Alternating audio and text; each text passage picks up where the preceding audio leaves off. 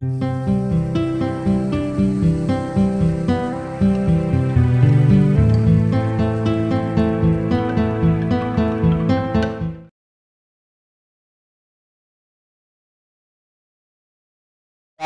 के आज के वीडियो में हम उनके कला और स्थापत्य के बारे में अध्ययन करेंगे और इसी के साथ हम उन शक और सातवाहन संघर्ष के बारे में अध्ययन करेंगे। ये सातवाहन वंश से संबंधित अंतिम वीडियो है।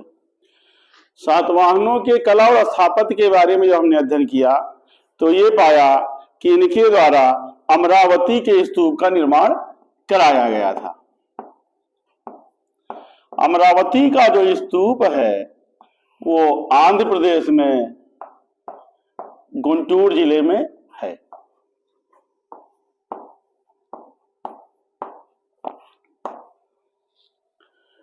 इसके आज के समय में इसके कोई अवशेष मूल स्थान पर नहीं मिले हैं। इनके अवशेष कलकत्ता, मद्रास और लंदन के संग्रहालय में सुरक्षित रखे हैं। 1797 ईस्वी में कर्नल मैकेंजी ने इसकी खोज की थी।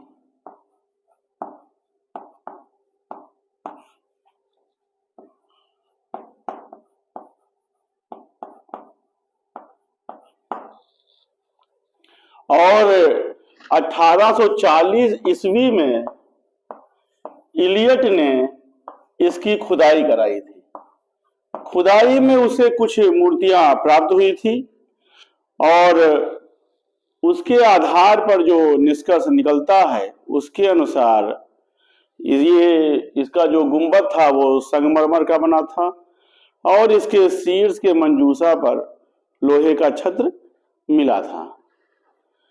इस स्तूप के निर्माण के बारे में माना जाता है कि ये 200 ईसा पूर्व के आसपास है और वशिष्ठी पुत्र पुलमावी ने इसका जीर्णोद्धार कराया था।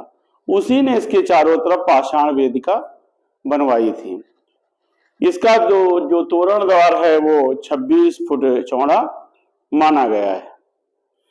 अमरावती का जो स्तूप है भारतीय वास्तु के हिसाब से उसे एक उज्जवल कृति माना गया है। इस कारण अमरावती का स्तूप इतिहास में प्रसिद्ध है। लेकिन अमरावती के स्तूप से ही 95 किलोमीटर दूर नागार्जुन पहाड़ी पर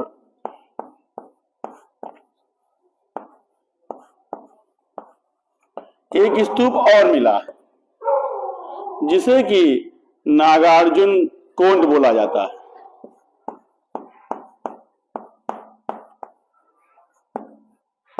नागार्जुन कोंड। इस स्तूप की जो खोज है वो 1926 में लांग हर्ष ने की थी।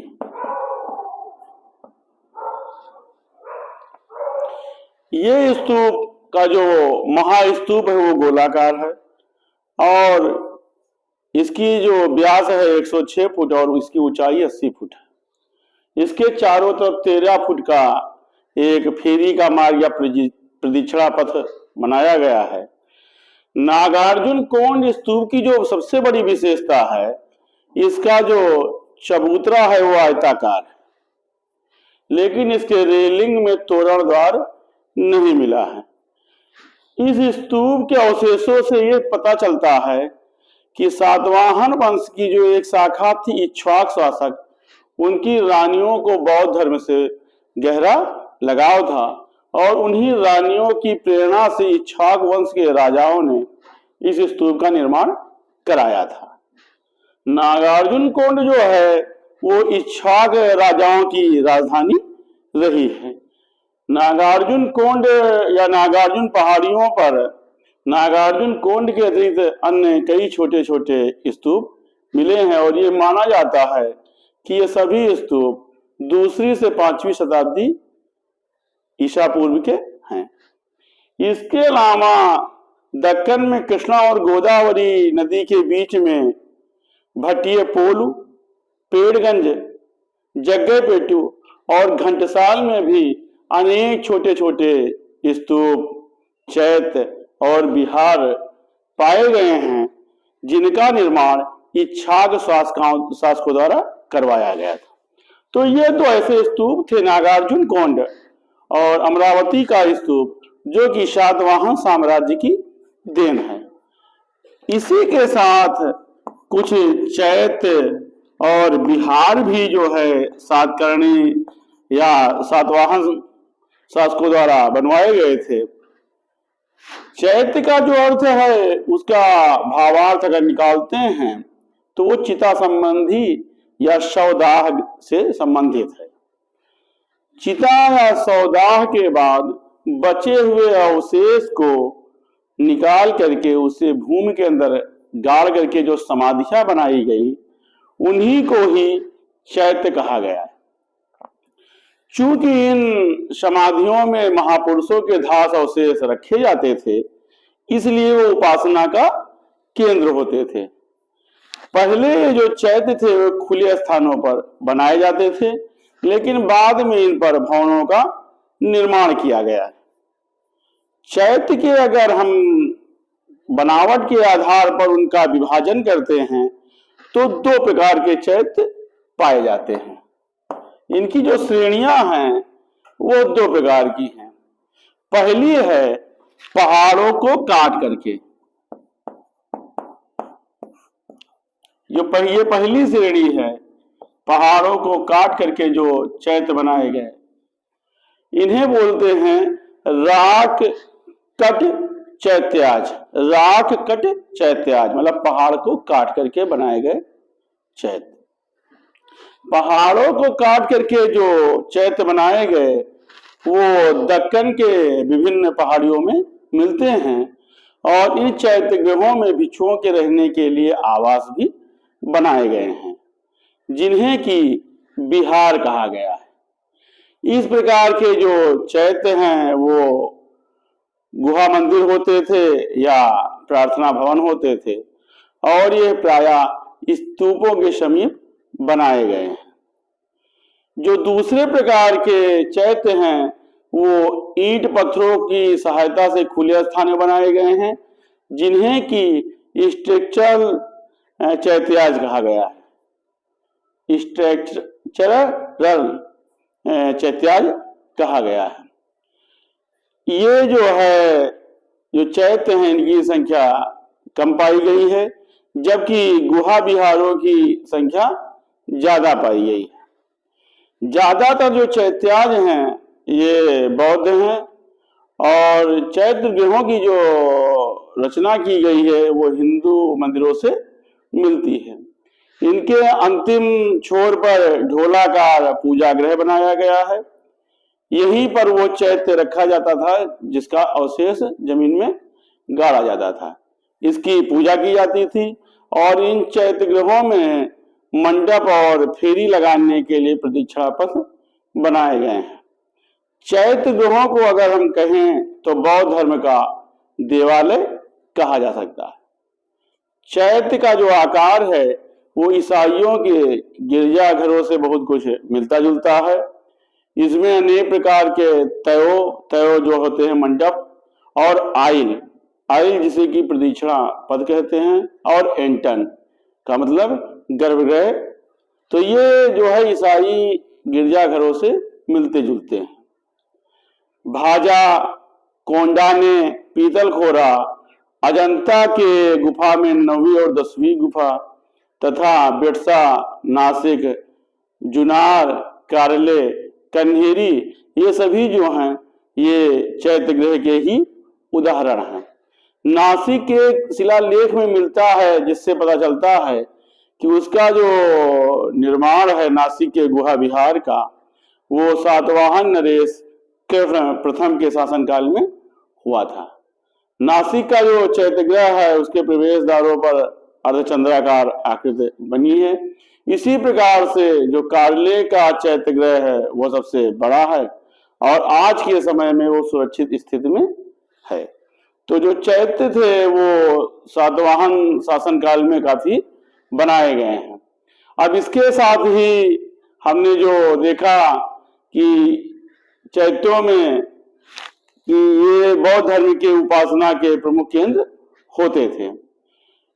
इनमें कई ऐसे थे जिसमें कई मंजिला भी मतलब गुहा विहार और चैत्य बनवाए गए हैं। एक ऐसा जो है गौतमी पुत्र सातकर्णी का एक ऐसा स्तंभ लेख मिला है जिसमें कि उनके द्वारा एक ऐसे गुहा विहार का निर्माण कराया था जिसमें कि 18 कमरे थे और उसमें 6 स्तंभ थे तथा बरामदे थे। तो ये जो है सातवाहन साम्राज्य के द्वारा बनाए गए चैत्य और स्थापत्य और उनके कला के कुछ उदाहरण थे। इसके बाद जो हम अध्ययन करते हैं वो शक सातवाहन संघर्ष का अध्ययन करते हैं। सातवाहनों का शकों से कई संघर्ष के उदाहरण मिले हैं, कई साक्ष्य मिले हैं और एक लंबे समय तक दोनों में संघर्ष चलता रहा है। इतिहास में शक सातवाहन संघर्ष जो है एक दूसरे पर कभी कोई एक राजतंत्र प्रभावी रहा और कभी कोई दूसरा राजतंत्र प्रभावी रहा है। शक में अगर हम देखते हैं तो पश्चिमी भारत में जो सबसे पहला शक सम्राट था वो मेम्बरस था, जिसकी राजधानी काठियावाड़, जिसका मतलब जो राज्य था काठियावाड़ गुजरात और राजस्थान था और इसकी राजधानी मिन्नगर थी। तो जो शक का सबसे पहला शासक था मेम्बरस था और इसकी राजधानी थी मिन्नगर।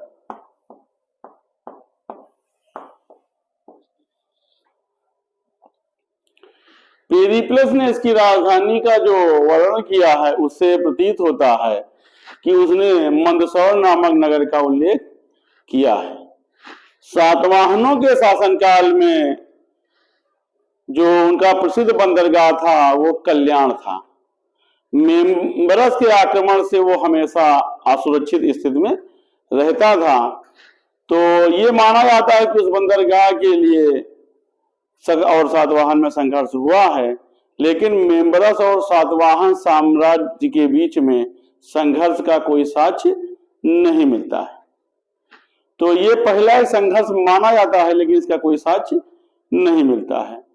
मेम्बरस के पश्चात पश्चिम भारत में शकों का एक दूसरा राजवंश उत्पन्न होता है जिसे कि क्षयरात नाम दिया गया है। शकों का जो एक शाखा विकसित होती है उसे क्षयरात नाम दिया गया है। हालांकि इस बात का साक्ष्य नहीं मिलता है कि क्षयरात और मेम्बरस के बीच में कौन से संबंध थे, लेकिन क्षयरात जो थे वो शक थे, ये कन्फर्म है। क्षयरात वंश का जो सबसे पहला शासक था वो था भूमक। इसके जो कुछ सिक्के हैं वो गुजरात और काठियावाड़ तथा मालवा और राजपूताना क्षेत्र में मिले हैं, राजपूताना के अजमेर क्षेत्र में मिले हैं, जिससे पता चलता है कि सातवाहनों द्वारा मालवा क्षेत्र को जीता गया था। लेकिन भूमक के बाद जो क्षयरात वंश का जो दूसरा शासक बनता है वो बनता है नहपान।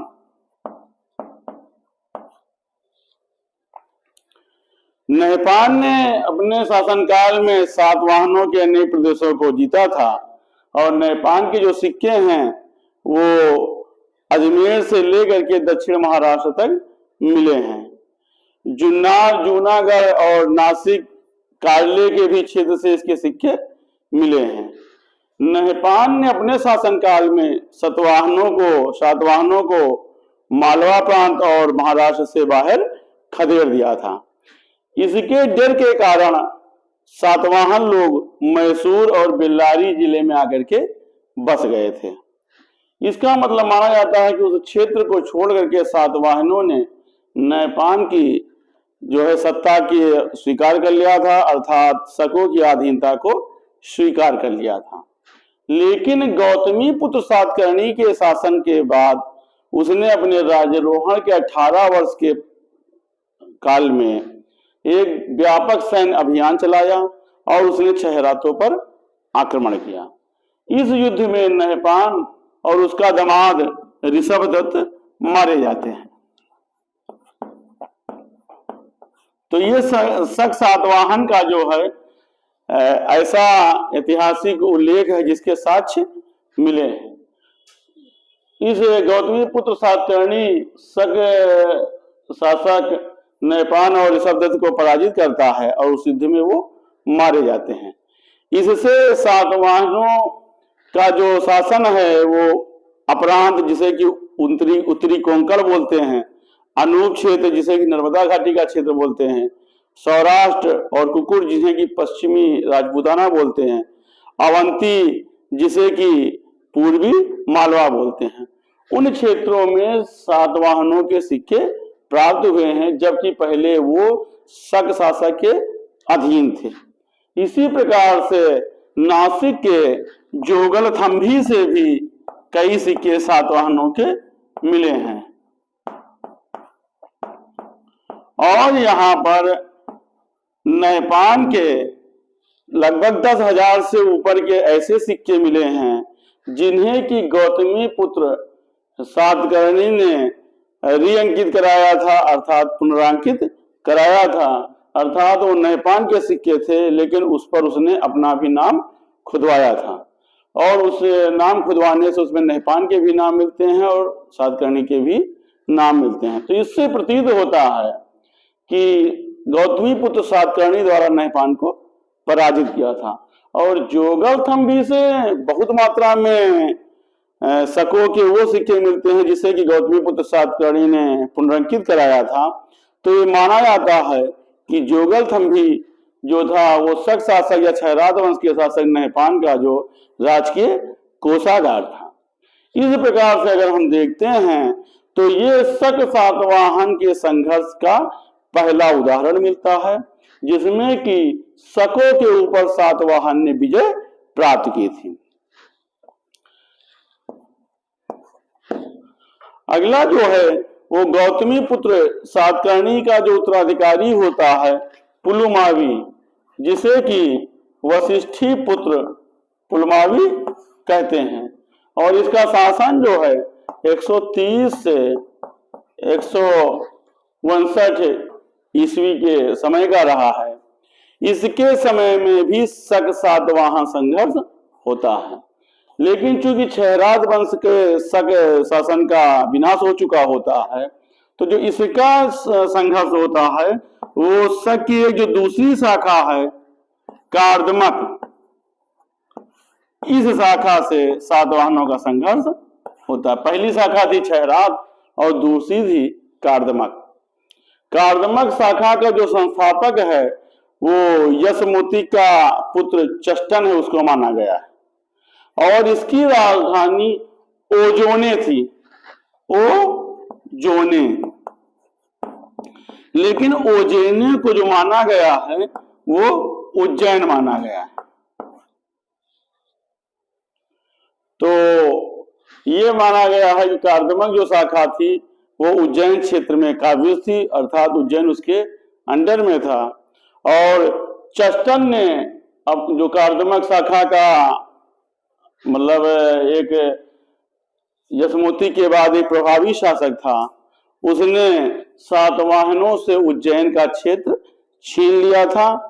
और गौतमी पुत्र सातकर्णी के समय में ये क्षेत्र जो उज्जैन का था वो सातवाहनों के पास था। इसका साक्ष्य हमने आपको पहले बताया है।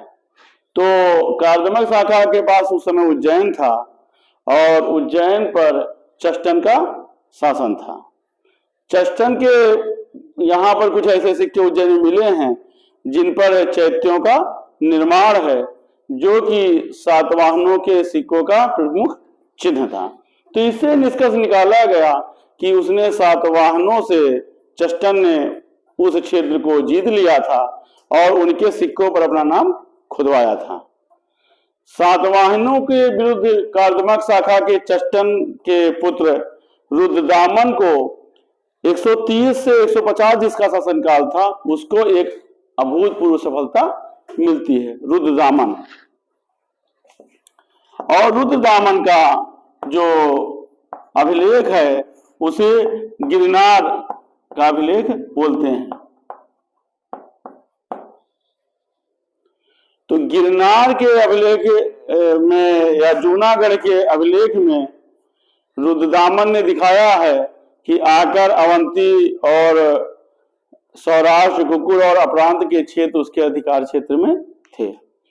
उसमें उसने दिखाया है कि उसने सातकर्णी को पराजित किया था और संबंध की निकटता के कारण उसका वध नहीं किया था। लेकिन इस सातकर्णी को जो माना जाता है वो माना जाता है कि वो सातकर्णी वशिष्ठी पुत्र पुलमावी थे।